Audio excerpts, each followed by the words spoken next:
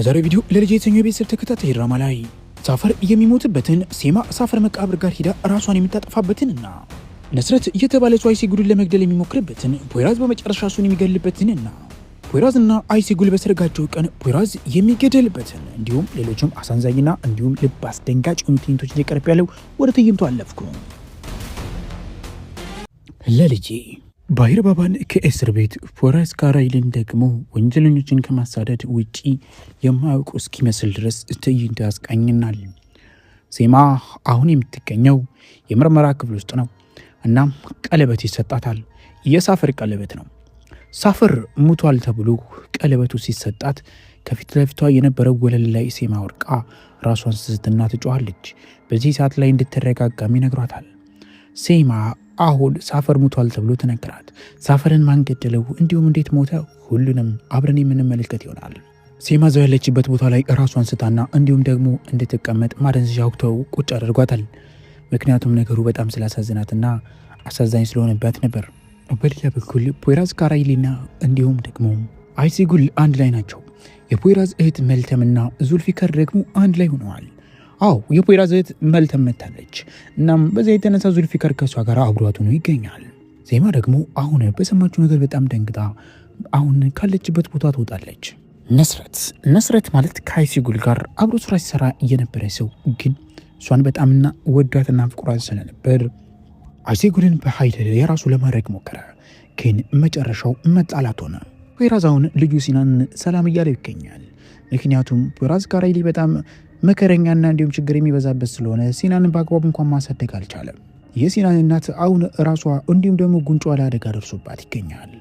ፖይራዝና አይሴጉል የፍቅር ጊዜ ሲያሳልፉ ዙልፊከርና መልተምም በተመሳሳይ መልኩ የፍቅር ህይወታቸውን ያሳልፋሉ።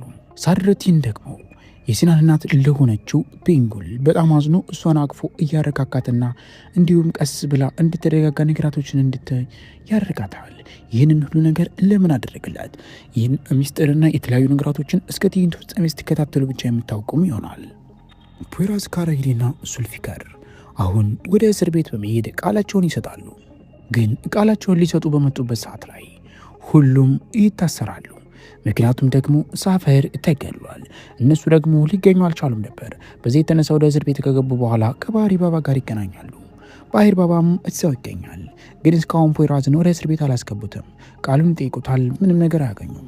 እናም ይህንኑ ክፍተት ተጠቅሞ ፖይራዝ ካራይሊ ከእስር ቤት ውስጥ ያመልጣል። አይሴጉል ደግሞ ባሂር ባባ ቤት ውስጥ ነበረች። በዛ ቤት ውስጥ በነበረችበት ሰዓትና ጊዜያት ላይ እዛ ውስጥ ገብታ ቤት ውስጥ በተቀመጠችበት ሰዓት ላይ መብራት ይጠፋል። መብራት በጠፋ ሰዓት ላይ እሷን የሚያፈቅራትና የወዳት የነበረው ነስረት የተባለ ሰው ይመጣል። እናም ነስረት አይሴጉልን ይዞ እሷን እንደፈለገ ሊያደርጋትና በእጁ ቁጥጥር ስር ሊያስገባት ይሞክራል። ፖይራዝ ካራይሊ የሆነ ወጥመድ እንደነበረ ስለገባው በፍጥነት ስልኳን አውጥቶ ለአይሴጉል ቢደውልላትም ግን ሊደርስ አልቻለም። ይህ ነስረት የተባለው ሰው አይሴጉልን ከተመለከታት በኋላ የራሱ ሊያደርጋት ሲል በፍጥነት አይሴጉል ታመልጠዋለች። ፖሊሶችም ይመጣሉ። ግን ፖሊሶች ቢመጡም ነስረት ሁሉንም ይጨርሳቸውና አይሴጉልን እንደፈለገ ሊያደርጋት ወደፊት ለፊት ይጠቃል። አይሴጉል የት ነው ያለሽው? ነይ ውጭ ብያለሁ በማለት ይናገራል። እናም እሷን እንደፈለገ አድርጎ ፊት ለፊቷንም ይዞ አንገቷንም ጨብጦ ሊያንቃትና ሊከላት ባለበት ሰዓት ላይ እኔ የምጠይቅሽን ነገር ለምን እሻላለሽም? እወድሻለሁ ያልኩሽ ለምን እምቢ ትይኛለሽ? በማለት ነስረት ሲናገር ፖይራዝ ካራይሊ ከኋላ እሱን በመያዝ እኔ ደግሞ አንተን እገልሃለሁ፣ ምክንያቱም እሷ የኔ ናት፣ እሷን ማንም ሊነካት አይገባም በማለት ነስረትን ወደ ውሃ ውስጥ እንዲገባ ካደረገው በኋላ ፖይራዝ ካራይሊ የራሱ ውሃ ውስጥ ገብቶ ሁለቱም እርስ በርስ ይደባደባሉ። ውጭ ላይ የምትገኘው አይሴጉልም ማለክለክና እንዲሁም ደግሞ አንገቷን በጣም አፍን ይዟት ስለነበር መጨነቅ ትጀምራለች። በዚህ ሰዓት ላይ ፖይራዝን ለመርዳት በምትችለው አቅም ስትሞክር ፖይራዝን ውሃ ውስጥ ራሱን ነስረት ያደርገዋል። በመጨረሻ ፖይራዝ ሲድን ፖይራዝን ውስጥ ገብታ በመጨረሻም ራቷ ፍቅረኛው ስታድነው ነስረት ግን ይሞታል። እናም ስለተፈጠረውና ስለ እያንዳንዱ ነገር ማን እንደገድለው ይጠናል። ፖይራዝም ምንም የሚያውቀው ነገር አለመኖሩን ይናገራል። ባሂር ባባም ልጄን ስላዳንክልኝ አመሰግናለሁ በማለት ያቅፈዋል።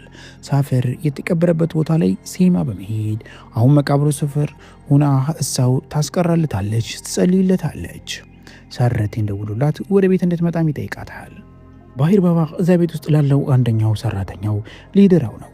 ይህንን የሰማችው መልተም በለኔ እናንተ እንድንዳር ቶሎ በል በማለት ለዙልፊከር ትነግረዋለች። በዚህ ሰዓት ላይ ፖይራዝና እንዲሁም ደግሞ አይሴጉል ወደዛ ሰርግ ቦታ መሄድ ስለነበረባቸው እርስ በርስ ይነጋገራሉ። ዙልፊከርና ሁሉም ደግሞ ስለ ሰርጉ ሁኔታ ያስባሉ። በዚህ መካከል ግን አንድ የጎደለ ሰው አለ። ሳፈር እሱ ግን ሞቷል፣ ሊመለስ አይችልም። ሴማም ወደ ባባ ጋር ከሄደች በኋላ ከባባ ጋር ተጣርቃና ከሁሉም ጋር ሰላም ተፈጥራ የተፈጠረባት ነገር በሙሉ አገግማ አሁን ቤተሰቡንና እንዲሁም ወደ እነሱ ተቀላቅላ አብረው እንዲሰሩ ዳግመኛ ይጠይቋታል። በሌላ በኩል ወደ ፖይራዝ ጋር ደግሞ የሲናን እናት ፒንጉልና እንዲሁም ሲናን መጥተው አብረውት ጊዜ ያሳልፋሉ። ጉል ግን በጣም ታዝናለች። ምክንያቱም ፖይራዝ ካራይሊን ብታፈቅረውም እሱን ግን ሙሉ በሙሉ አይሴጉል ልቡን ወስዳው ነበር። በዚህ የተነሳ እጅግ በጣም እያለቀሰች ትገኛለች። ሴማ ራሷን ለማጥፋት በሳፈር ፍቅር በጣም ተነሳስታ ደብዳቤ እየጻፈች ትገኛለች።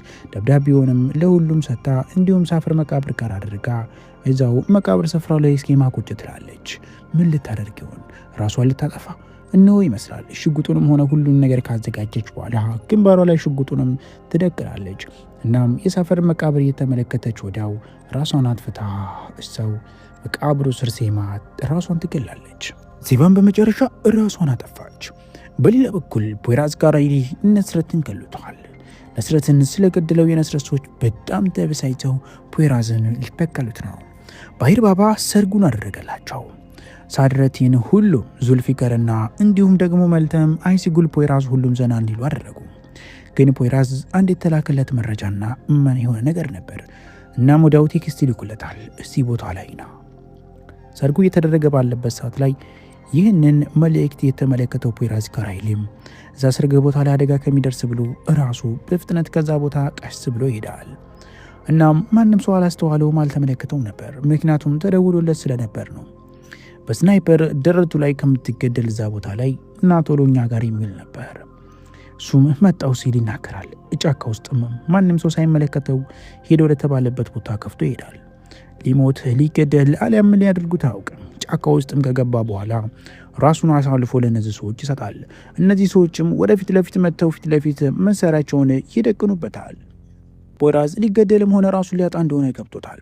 አይሲጉል ደግሞ የፖይራዝን አለመኖር ስትመለከት ከግራ ወደ ቀኝ እየፈለገች ፖይራዝ የት ነው በማለት ፍለጋዋን ትጨምራለች። ፖይራዝ ካራይሊ ከዓይኖቹን ባይወጡ እንባዎቹን እየጠረገ ናቶሎ ወደ ተባለበት ቦታ ሲደርስ ሁሉም መሳሪያ ደቅነው ተንበርከክ በማለት ይነግሩታል። ይንበረከካል።